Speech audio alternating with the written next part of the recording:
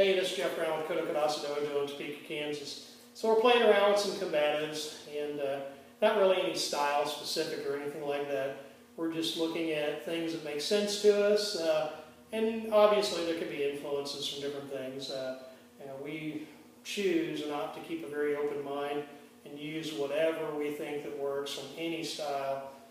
We're scavengers, so it's important to be flowing in your technique and not be so worried about kata or worried about being locked into only one way of doing something.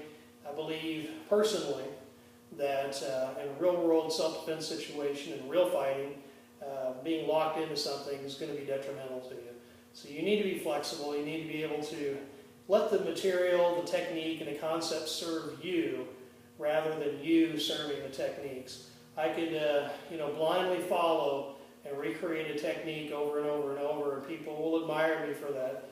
However, when it doesn't work that way on the street, when I'm fighting somebody that's trying to hurt myself or my family or my friends or loved ones, that changes everything. So let's go ahead and get started. Basically, I'll kind of show you a little bit of the basic concept of the way I first learned this technique, and then we'll move into some adaptations. So this could be a lapel grab or a punch, and I learned this back in my Kempo days, and where it involves basically he's coming in and I'm doing an inside inward block, I'm doing a kick, I'm stepping down, I'm doing a shuto to the neck. And it can move very fast, so we'll do it once. Okay, and we can go pretty fast doing that. Very familiar if you're a Kempo person. However, because we are not really loyal to preserving anything, but we're wanting to expand and we're wanting to evolve, we thought about changing a couple of things while retaining the same idea. So now the person comes in, they're grabbing, striking. I'm going to strike as I'm turning. I'm shooting that strike right into the sternum right here. Right into that, not on the chest, but right into that spot, hollow spot right there to knock that air out of him. So again, bam, here. Okay. From here, I can kick to the groin. Obviously, this hand can come up, take down, do whatever I feel like I need to do. So there's a whole lot of options. So many options. That was just one option. So again, we're not teaching the way, we're just teaching a way. So again, strike, kick, and shuto to the neck. Just circling around and striking. So one more time. Bang, here, kick. Okay, now I can shoot in this way and take him straight down that way. So again, these are just ideas. The important thing that I want you to see on this particular technique is the initial response. The initial response is not this.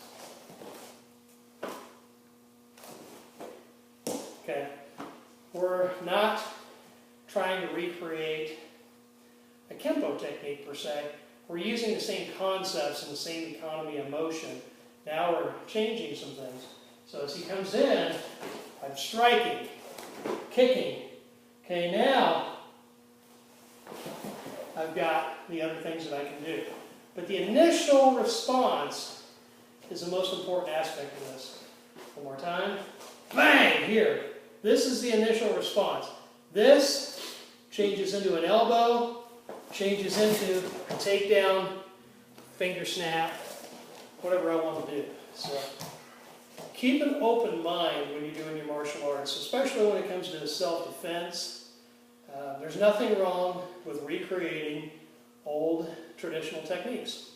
Nothing wrong at all. But what we are doing in this aspect of our training is we're exploring. We're trying to find things that work and that move fast and that work when we're under stress. Okay, trying to remember a memorized technique against somebody that we've only trained with that was compliant is definitely not going to work.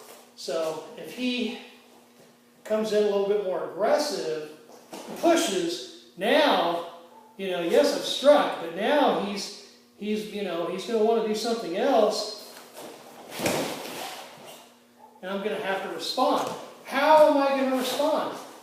Well, I don't know. It all depends on what he does. I can't always predict or control what he's going to do.